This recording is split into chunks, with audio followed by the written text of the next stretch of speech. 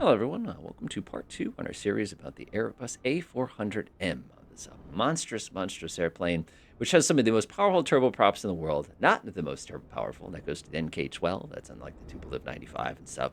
But the fact of the matter is, this thing has 44,000 horsepower, and we intend to use every bit of it. Let's get started. So last time what we did is we basically got the FMS all set up, everything's squared away, we've got all of our flight plan stuff all ready to go. It's really a matter of getting this whole plane started.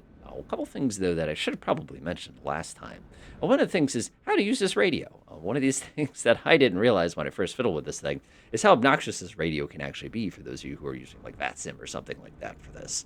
The way this works is actually pretty straightforward. All you have to do is you have to dial in. This is your scratch pad. And then go ahead and select, do you want to switch to it immediately or do you want to put it in standby? So, for example, if I did 121600, you can see it appears inside my scratch pad. Let me say I want to put it right here. If I click there, that puts it in the standby spot. If I want to swap to it, I can now push that button. Now, if you immediately wanted to switch to a channel, let's do 13300, for example. Hit clear because you won't be able to see the scratch pad when you do that. 13300, for example. If I click here, what you'll notice here is it immediately puts it into the actual frequency itself, which sometimes you want that, sometimes you don't want that. It's really going to depend on your situation. Now, the one that I always got confused is how to get the IFF all set up. Let's say we're in the United States and we're doing 7700 or something like that. After dialing this in, you got to come down here and you got to press your M3 button.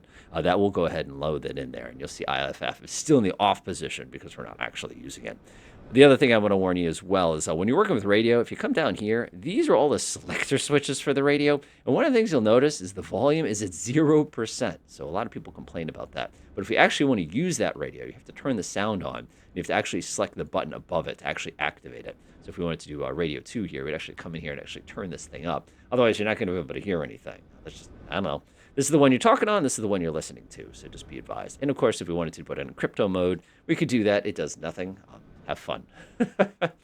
All right. So our FMS is all programmed. It's basically, I'm kind of a left to right sort of guy as far as how this aircraft goes on setup. So what I'm going to do first is I'm going to float up above my head, and we're going to be chasing white lights. That's the easiest way to think about it. So I'm going to come down here. I got no white lights here.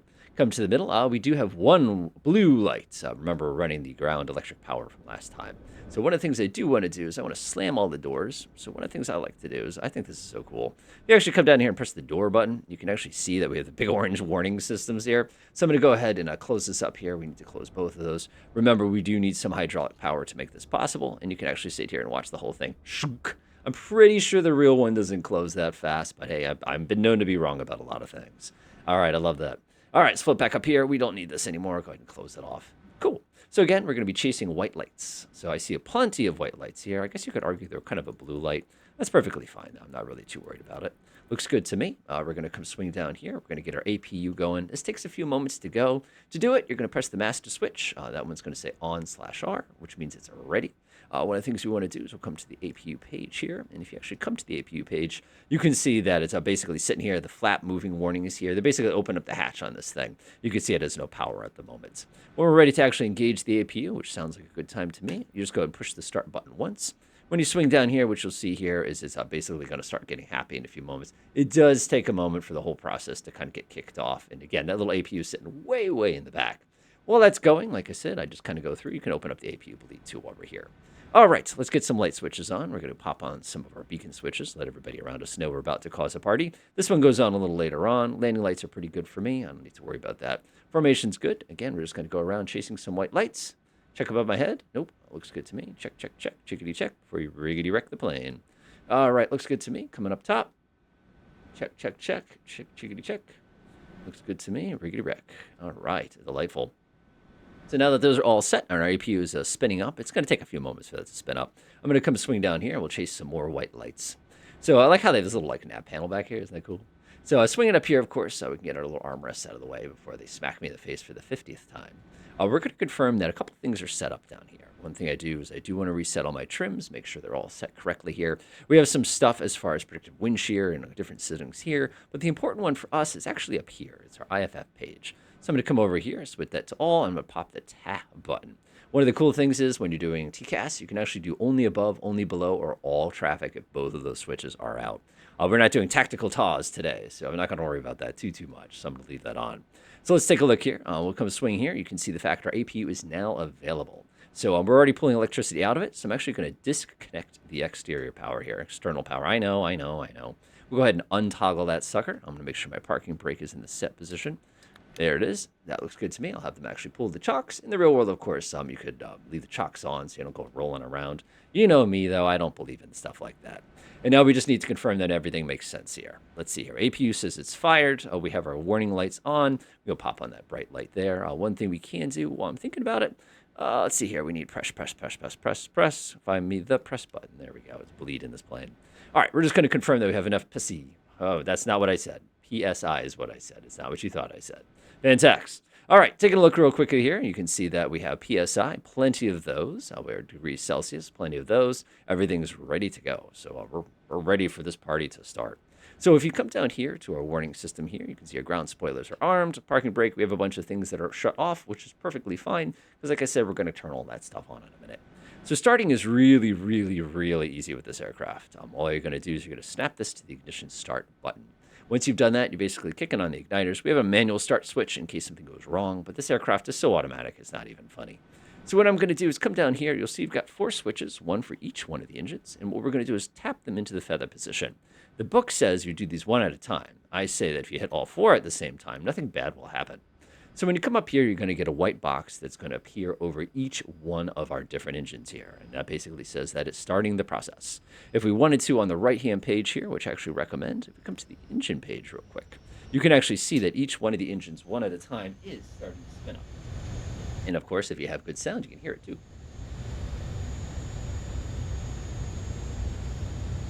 Nice. Everything's coming up sweet. And basically what you're looking for here, if you're outside, you can see chop, chop, chop, chop. Another ground person, you're going to get the avail warning that basically goes across everything to give you a heads up to say that it is working correctly. So that's set. You're going to get a bunch of angry lights coming on in a second. Delightful. And what I'm going to do is I'm going to come down here. And now that that's set, I'm going to come back to the all page. And I'm going to click each one of these into the run position. Swinging up here, the engines are going to spoil up just a tiny bit. A spool, by the way, not spoil. And now what we're going to do is we're just going to go ahead and run down this checklist to make sure everything is ready for the purposes of takeoff. So we need to arm seat belts. We need to arm the ground spoilers. Again, we had that from before. We'll make sure that is in the on position. Flaps come to takeoff. Watch this. 1, 2. Now we're going to set that to takeoff position. It's just going to take a few moments. And we're going to set our auto brake to rejected takeoff. That's the switch right here. And again, you can press that right there. And now basically what we're waiting for now is the flaps to get into position, which they do. And notice flaps 2 here, not flaps 1. Takeoff configuration test. It's just a little button down here. And all you do is you press tow config, and it would scream at you if you messed up. Now you notice we have a couple more things we have to chase here. We have parking brake, we have ignition, APU bleed, and seat belts. So we just do it in that order. So we're going to pop off the APU blade. We're going to shut off this one. Bleed, by the way, not blade. My apologies. We're going to make sure that is set correctly. We're going to pop our engine ignition back to norm. Now, if I come back down here, you see parking brake, radar transmission, PWS off, seatbelts. Generally, you don't want to touch that until you get to the runway, but I don't like to see warning lights. So what I'm going to do here is I'm going to come down here and boop, just like that. You're going to tap that into the on position. So at this point, everything is now completely ready to go. Center of gravity set, parking brake, seatbelts. If we wanted to, of course, we could run up top and pop those things off or on, depending on the current situation. It totally depends on what you're trying to achieve. All right, this party is ready to start. So one of the things I like about the FML, this lovely page here, and something I'd love to play with some more, is if you come in here, they actually have some really detailed charts. So if I go to the airport here, I can actually look at the airport facility. So if I actually click on the chart here, you can actually see the entire facility here. Now remember, it depends on what airport we're taking off. So we're taking off 11 left. So if I actually go like this for a second, and I'll pull my little airport, I would love to be able to move this, but I need to grab the edges. There we go. So one of the cool things here is that we can actually see how this works. Let's see here. So right now we are presently facing 140. So we're facing basically south here, if you want to kind of imagine it just another way. There we go. Facing roughly south like that. So we're facing, let's see, this would be 180, facing roughly this way. So we need to do a 180 and basically turn around. Now one of the things that's really, really cool here, now if I go ahead and we can open that one back up if we need specific stuff, is if you actually were to grab the aircraft, I love the fact that that's a pretty nice thing. I'm really going to do a video dedicated to it. They did, this EFB is much nicer than we deserve. I know that sounds funny. But one of the cool things is if you zoom in hard enough, you can actually see everything broken down for you quite nicely. So you can see exactly which orientation we have. And like I say, right now you can see we're not north up. So because we are not north up, this is a little disorienting as far as what we have. All right, so let's go ahead and talk about the obnoxiousness that is trying to get this thing all set up. So one of the things you'll notice earlier is I did shut off the automatic disconnect here. You'll notice if I kick my pedals, it says it's doing something. If I push it again, you'll notice it doesn't do anything. So you want to have this in the up position. Otherwise, you shall be very, very disappointed. So I'm going to go ahead and release my parking brake. I'm going to go ahead and give it just a little bit of power. It takes very, very, very little to start this party. And what we're going to do is we're going to basically do a power 180 here. Easy. This thing is a big airplane. Now, if you did not take my advice and you neglected getting everything set up as far as those buttons goes, you're going to be so annoyed in a few moments when you're sitting there trying to get the front wheel to actually start turning. It will make you mad. All right, let's go ahead and get this thing rolling towards our objective here. That sounds pretty good to me. We should probably be respectful and go ahead and turn some lights on just to give everybody a little heads up that we're moving here. It's not nighttime or anything like that, but we are a very, very big and very, very slow-moving airplane. I'm just going to kind of enjoy the nice little ride. We're going to go over every parking spot possible, disregard all regulations. There we go. I guess we'll do it properly. We'll kind of line up. All right, now that we're on our way to the runway there, I'm going to go ahead and pop down the heads-up display. Now, so when I first popped this heads-up display down, when I was trying to study this airplane, one of the things that really surprised me was the fact that it is the color that it is. But one of the things I've actually come to appreciate is that it is the color it is. Like, I know that sounds kind of like funny, sort of a thing like that, but I actually don't mind the magenta. I find it kind of easy. I guess it's more of a purple or a pink. And again, you're asking the person who's got a little bit of color blindness what color something is. So let's just say I'm pretty confident it is not amber or green, which is the more conventional color that I usually see when you see a lot of these devices here. Taxiing this thing is a completely ordinary once you have fixed the business with the tiller. The only thing that kind of surprises me about it when I do go to taxi with it is it has kind of a funny tendency to sort of not wonder, but like once you give it a little bit of power, you look away for a second, you don't realize just how big this aircraft is. So all of a sudden, you're doing 45 knots over the taxiway here. One of the things you'll notice, it's going to be probably hard to see on YouTube vision here, but I'm at 24 knots right now. We are not moving slow on this airplane. And through the power of teleportation, you too can suddenly be short of the runway. So what we have here is I'm going to go pop the parking brake on, this little thing. I mean, that's for refueling, but it's kind of interesting. So we're good to go. The approach is clear. It's just a matter of running through a couple little pieces to make sure everything's all set here. Coming down here, I like to put this on the engine page for takeoff, so I'm going to just tap that real quickly here. Reach up above our heads. It's a good time to go pop on some landing lights if you need them. Strobe light's going to come on. Everybody's all light as far as that goes. Everything's set correctly based on what I like to see down here. One of the things you can do is you can go to position, just hit monitor, and kind of see exactly where you are at all times if that's something that you want to check out. Like I said, it's kind of up to you how you want to arrange that. Everything else is good. We've got fuel on board. Our settings are good. If we wanted to, we could actually come down here and press takeoff configuration check one more time just to confirm that everything is nice to go. And now we're ready to go. So one of the interesting things with this aircraft is if you take a look down here, you'll see that it's set to the toga setting. Now, if we wanted to manually override our power setting, there's actually switches right here along the back of our throttles. We'll take a look at that once we get on the runway here. I really got to watch where I'm going before I go off into the grass for the, nth time. There we go. You'll also notice as I'm kind of taxiing onto the runway here that our packs are turned on. So if it was an absolute maximum performance takeoff that we'd need to use here, and yes, I'm going to break a couple lights as I taxi here, we would need to make sure that we have everything set correctly. All right, there we go. Pop onto the runway. Oh, we need to come a little bit wider. There we go, much better. Alrighty then, and get ready to hit the brakes. Isn't this thing so much fun? It goes, reminds me of a lowrider. Okay, so what you're going to want to do now is disconnect that. You don't want that to be snapping around before we go here. All right, so we have a bunch of takeoff powers. You'll notice there's different types of power depending. We have our G-rated takeoff button right there, ready to go. We have our military operations button. This is like it's an emergency, but I want to be more than continuous power. And the way this works is pretty straightforward. If you look at the tops here, it says toga right here. If I press LFI, for example, you'll notice that we get the LFI, which is kind of basically a reduced power mode. If I press it again, you'll notice it defaults back to toga. That's pretty helpful. All right, let's talk about the throttle on this thing. So if you come down here, you'll notice you have basically auto throttle, you have reverse, and then you have the toga setting. This thing's got a little like lever that kind of tells you which one you're on, and it's going to make little snapping noises. One thing I neglected to mention is that our autopilot, the way we have it currently set up, we should probably dial in our first altitude. The other thing you can do while you're in autopilot is just confirm that the flight director is on. And this is a relatively straightforward autopilot. For those of you familiar with the Airbus systems, you've been here, you know how it works. All right, so what we're going to do is I'm going to hold down the brake. I'm going to go ahead and apply half thrust. Notice this is about halfway through the auto throttle setting. Notice if I look up here, the auto throttle setting is not set. And notice if I look down here, it's not going to say anything special. If I look out the little piece here, when you look in the upper left corner, you'll see this is manual thrust right now. That is what we want. I'm going to push the throttle a little bit further. See how it says manual max continuous, and it's going to honk at us to say, why is it that you did not set takeoff power? I didn't, because I didn't want it yet. And when we're ready for takeoff power, all we're going to do is we're going to smoothly apply the rest of the thrust. See this manual thrust? And there it goes. Toga, let's go.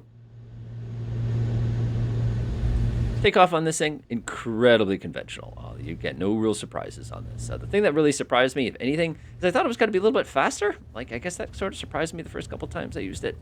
There's about 80 knots right there. Remember, we're fly-by-wire. 100 knots. 120.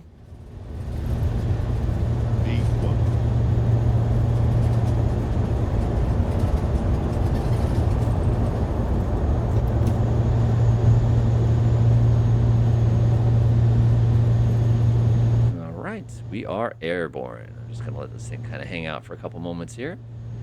Like I said, just give just a little bit, just a little bit. We'll go ahead and snap up that flap real quick. You can see the F1 position right there is about 178. I'm just kind of hold it. Again, the fly-by-wire makes this thing very, very pleasant as far as handling goes. You know, I've played a few different C-130 aircraft in different sims over the years. This one's pretty pleasant, and I know it's not a C-130. We'll go ahead and click up the next notch of flaps. Check to make sure my gear came up correctly. Everything's good.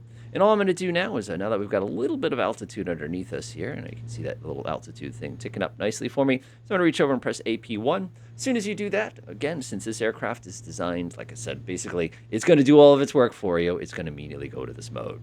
Now, one of the things you'll notice here is it's going to start flashing at us saying, are you sure you didn't want to go to max continuous mode? It's really looking for us to pop it into MCL. So if you notice here, if I pull my throttle back, see how it says man thrust? Keep pulling back, keep pulling back, keep pulling back, and there it is. You'll see it goes click, just like that, and it pops into power MCL. So it's going to give us a nice continuous power. We're not doing anything special here. If we wanted to use a specific power setting, we could actually come down here and press one of these switches. After takeoff, of course, we can go ahead and clean the place up. That looks good to me. That looks good to me. We can pop all those off just to kind of let people know that we are good to go, and now we're basically going to be on our little journey here. While we're cruising, we'll take a look at our FMS here, or not our FMS, I should say our heads-up display. We can see we've got our airspeed on the left. We've got our wind situation, current power setting. We have autopilot modes across the top. You can see we have which mode we have selected. Altitude's right here. Our selected altitude's chilling right there. We can see what we have as far as climb rate, 3,200 feet on the up. QNH is our air pressure, and of course we have information about our currently selected airpoint or waypoint, which is Mike Sierra Delta. It is at 145 from us, 160 nautical miles. We'll be there 1328 to give you a pretty good idea as far as that goes. Now that we're on our way up, everything is relatively straightforward in this aircraft. There's really not a lot that you have to worry about. One of the things that you can play with, of course, is messing with the automatic pilot. For those of you familiar with anything related to Airbus, you're probably very, very familiar with kind of the way this works. Whenever you pull a knob out by right-clicking, you're basically doing manual control. Whenever you left-click a knob, you're basically saying, let the FMS control the situation. So, for example, if I were to right-click on this knob, this will not do much of anything. The reason, of course, because of the current mode that we're on. Now, if I were to actually sit here and crank on this, you'll see that it will allow me to actually adjust the value. When I pressed it again, you can set back to that other mode. So if I said, for example, let's say I want to climb at 264 or 270 or something like that, by making that adjustment, as long as there's a value in this window right here, that's going to tell you that basically everything is now under manual control. And the moment I come back here and pop that, it's going to swing back to automatic control. Now, the cool thing here is if you come over here and start, let's say, adjusting headings, let's say I want to do a 160 here, one of the things you'll notice is it won't actually change the direction of the aircraft. We're currently in navigation mode. Now, if I were to come over here and left-click on this thing real quickly, you'll notice it still keeps it inside the one. Now, if I right-click on it, it's going to pop me back onto that other mode as well. One of the things that they've done is we have between heading and track. I think that's kind of cool. And all of our other options are kind of listed over here as well. If at any point we needed to level off, we could always come down here and crank on that as well, which will give us that ability to level off, just in case, like, again, they tell us to hold a certain altitude. So things are looking kind of nasty out the window here. It is not very warm outside, so one of the things you could be thinking about, too, is making sure everything is all set up top. Let's take a look. Engines are good. Let's see here. We've got our fuel mode is good. Power is good. Our APU is in the off position. But we have everything we need as far as anti-ice goes. Again, you can put something on automatic if you're worried. If that's something that you need to do, again, you can pop that at any moment. You've got your individual props. You have your individual engines. Usually it's going to give you a little heads up to let you know. One little cleanup option we do need to do, though, is our ground spoilers are still armed. So I'm going to come over here and left click right there. And that's going to go ahead and disengage those for us to allow us to enjoy our flight. Now, one of the pieces you probably just observed is the fact our aircraft is now come over 10,000 feet. So it's actually gently nosing over a little bit. And what it's going to do now is it's going to start picking up some speed for the purposes of enjoying our nice climb rate. And again, we get a better climb rate at a little bit higher speed. And this is a very, very quick plane for the fact that it is a propeller-driven aircraft. And I just find that absolutely fantastic. But you can see once we're finished getting our speed about where it needs to be, we'll continue our climb up to 290,000. Now, one thing I will give you a little heads up whenever you're doing any climbing. Oh, that's kind of cool. I like the little reflection of the light there. Nice touch. Nice touch. One of the things you do want to be mindful of this aircraft is if you're very, very heavy, you're never going to be able to get to 40,000 feet, even though it's easily rated for 40,000 feet. It's just one of those things that you just have to kind of keep in mind. 29,000 feet is like the sweet spot. Obviously, you can come down a little bit if you're going west to 28,000, depending on your technical needs, I guess is what I would say here. I don't know. That's kind of a dramatic picture right there. I'm just going to take advantage of that real quick. Love it. So what we'll do is we'll get you at the top of our climb. All right, just settling in at 290,000 feet. Flight level 290 Angels 29. So as this aircraft levels off, one of the things that's great about it, unlike a lot of turboprop aircraft that do not have automatic systems, is the throttles, because they're in this automatic mode, the engines are just going to spool down on their own. It's how they're going to maintain a nice and safe speed. Because we chose such a high cruise speed here, you can see we're basically hanging out right there, right at the edge of our MMO there, and it's just cruising right along just like that. While we're here, of course, one of the things I thought we would do is, like I said, it's a bit of a journey. And obviously, I'm not going to make you folks sit through the whole thing here. You can see we have several hundred miles to journey. Isn't fast forwarding fantastic? And we're going to get some quick little warnings here. Everything's all set. Looks good, looks good, looks good. I like it. I love how the safety belt light came off automatically because we've leveled off no turbulence. One thing I find kind of interesting here is as you're kind of cruising around is pushing this button. My brain told me that this would put it to standard, but it just doesn't do that, which I find kind of interesting here. So you can set it to whatever you need it to do. So if this thing starts flashing at you, don't get panicky on it. It's just kind of the point that you want to have as far as that goes. So as far as cleanup, once we get up to altitude, good time to go ahead and run around your systems to make sure everything's okay. We'll go ahead and take a look at this and be more careful with our word choice this time. Good. Plenty of PSI here. Hydraulic, nothing should be broken here. Like I said, all of our doors should be a little bit better. We'll press our ELAC button. That looks perfectly fine to me. We'll press the APU button. Everything looks perfectly good to me. Let's see here. Press. Let's see here. Looks good, looks good, looks good. Let's see here. Flight control. Like I said, nothing should be untoward. You shouldn't see anything in the red anywhere. And again, it would yell at you if something's really wrong.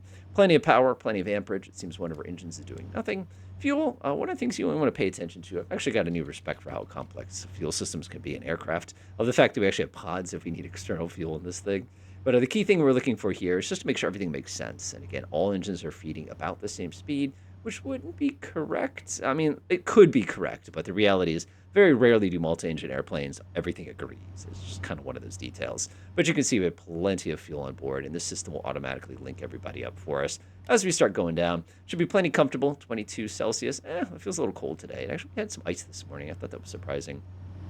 Coming here, obviously we can't put this on, so I'm not going to worry about that. Everything else is good. I like how you can see the individual pieces. That's not going to do anything. There's a wheel button. I don't know why our wheels would be warm right now. We weren't too hard on the brakes, but one of the things we can see here very clearly is everything's perfectly fine. The wear is pretty good. There's nothing overheating. And of course, one of the things I like to do is if you press the all button, it will actually cycle through these in a continuous little pattern. Like you can take a peek at the engines, then a couple minutes later, it'll do the APU, and it'll just kind of cycle through it. But most of the fun at this particular point of the flight is basically just enjoying the ride. One thing you could do is you can pop up the heads-up display and kind of take a pretty look at these lovely clouds. I mean, this is an absolutely gorgeous image, kind of thing like that. And the lighting is so solid in this game. One thing I liked about Flight Simulator 2020 is they did a really nice job. This one, they've just kind of kicked it up a little bit visuals, but obviously, you know how the development cycle for this one's going to be.